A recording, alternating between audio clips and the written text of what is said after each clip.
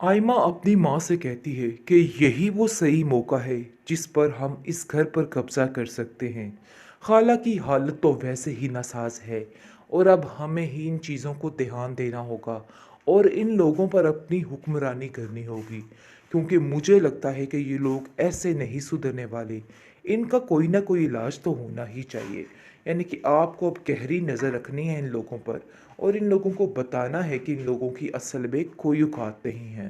खैर, मैं आपको बताती चलूँ कि अब आपको एक काम करना है कि एनी को इस घर से निकालने की प्लानिंग करनी है, क्योंकि एनी के होते हुए यहाँ पे हमें कुछ भी नहीं मिल सकता है। इसलिए एनी को निकालना बहुत ज़रूरी है।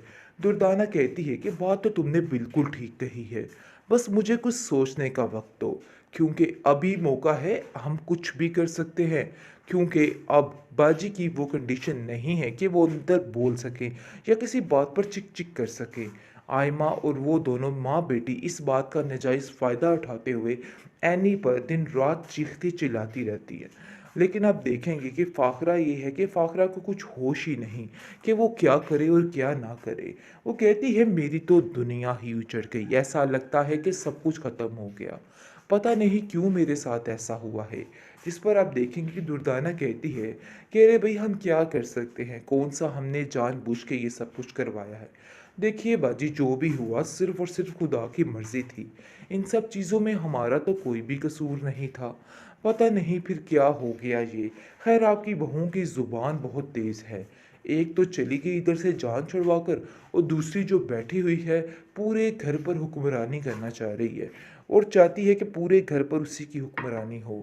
लेकिन आप फ़िक्र मत करिएगा, मैं हूँ और आपकी जगह बड़े अच्छे तरीके से समेट लूँगी और देख लेना कि मैं सब कुछ ठीक कर दूँगी। खुशियों की दुश्मन बन चुकी थी। अब फ़ाखरा बहुत रोती और चीखती चिल्लाती है कि अरे मेरे साथ क्या हो गया। अब खुदा खैर करे और इसकी अकल ठिकाने आ जाए और इसको पता चल जाए कि ये जो कुछ कह रही थी सरासर गलत कह रही थी।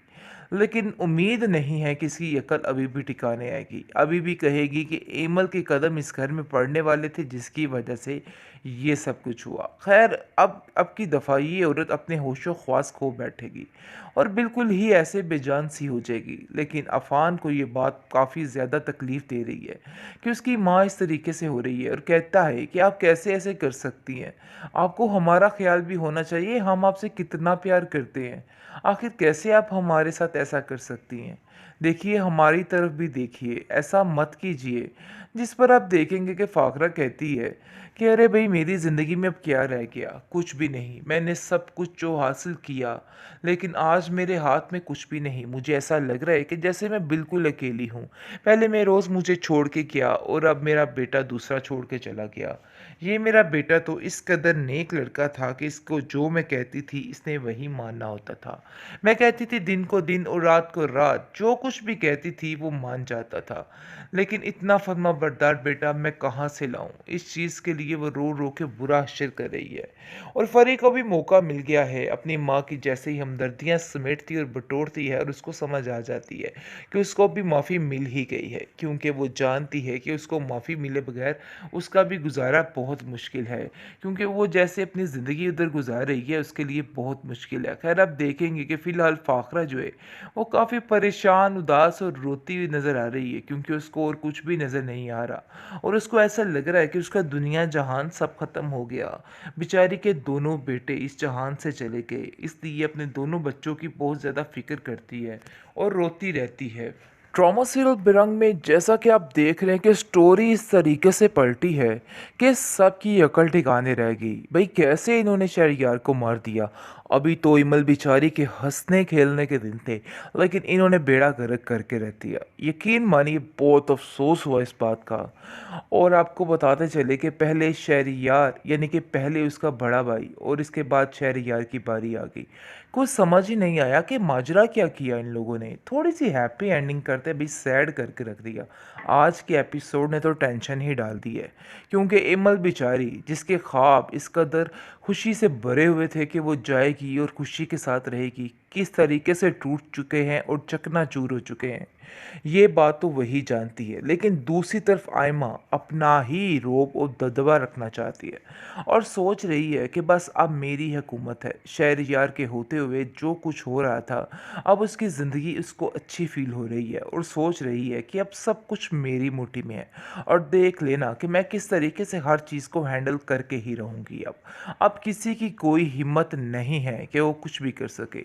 लेकिन फ़ाखरा उसको कहती है कि भाई तुम्हारे काफ़ी पर निकल आए हैं। तुमने तो ऐसे जैसे शहरयार की मौत पे खुशियाँ मनाना शुरू कर दी। आखिर तुम्हें क्या हो गया? जिस पर दुर्दाना कहती है कि बाजी कैसी बातें कर रही हैं आप? पता नहीं क्यों आप मेरी बेटी के पीछे हाथ धो के पड़ चुकी हैं। उस बेचारी ने तो ऐसा कुछ कहा भी नहीं, लेकिन फिर भी आपको समझ ही नहीं आ रही। ऊट-पटांग बातें करती रहती हैं और उसको ज़लील करती रहती हैं बिला वजह। क्योंकि अंदर से उसे इस बात का शदीद गुस्सा है कि उसकी बेटी के साथ इस तरह का रवैया क्यों रखा जा रहा है। जिस पर फ़ाखरा कहती है कि मुझे ऐसा लग रहा है कि जैसे तुम ज़्यादा ही हद से बाहर होती जा रही हो और ये सारी जो है मिली-जुली प्लानिंग है और सब कुछ किया धरा जो है वो तुम्हारी बेटी आयमा का है। ये सब कुछ चाहती थी क्योंकि वो इसकी खुशियों की दुश्मन बन चुकी थी। अब फ़ाखरा बहुत रोती और चीखती-चिल्लाती है कि अरे मेरे साथ क्या हो गया? अब खुदा खैर करे और इसकी अकल ठिकाने आ जाए और इसको पता चल जाए कि ये जो कुछ कह रही थी सरासर गलत कह रही थी। लेकिन उम्मीद नहीं है कि इसकी अकल अभी भी ठिकाने आएगी। अभी भी कहेगी कि एमल के कदम इस घर में पड़ने वाले थे जिसकी वजह से ये सब कुछ हुआ। खैर अब की दफ़ा ये औरत अपने होशो-ख़्वास खो बैठेगी और बिल्कुल ही ऐसे बेजान सी हो जाएगी। लेकिन अफ़ान को ये बात काफ़ी ज़्यादा तकलीफ़ दे रही है कि उसकी माँ इस तरीके से हो रही है और कहता है कि आप कैसे ऐसे कर सकती हैं? आपको हमारा ख़्याल भी होना चाहिए, हम आपसे कितना प्यार करते हैं। आखिर कैसे आप हमारे साथ ऐसा कर सकती हैं? देखिए हमारी तरफ भी देखिए, ऐसा मत कीजिए। जिस पर आप देखेंगे कि फ़ाखरा कहती है कि अरे भई मेरी ज़िंदगी में अब क्या रह गया? कुछ भी नहीं। मैंने सब कुछ जो हासिल किया, लेकिन आज मेरे हाथ में कुछ भी नहीं। मुझे ऐसा लग रहा है कि जैसे मैं बिल्कुल अकेली हूँ। पहले मैं रोज़ मुझे छोड़ के गया और अब मेरा बेटा दूसरा छोड़ के चला गया। ये मेरा बेटा तो इस कदर नेक लड़का था कि इसको जो मैं कहती थी इसने वही मानना होता था। मैं कहती थी दिन को दिन और रात को रात, जो कुछ भी कहती थी वो मान जाता था।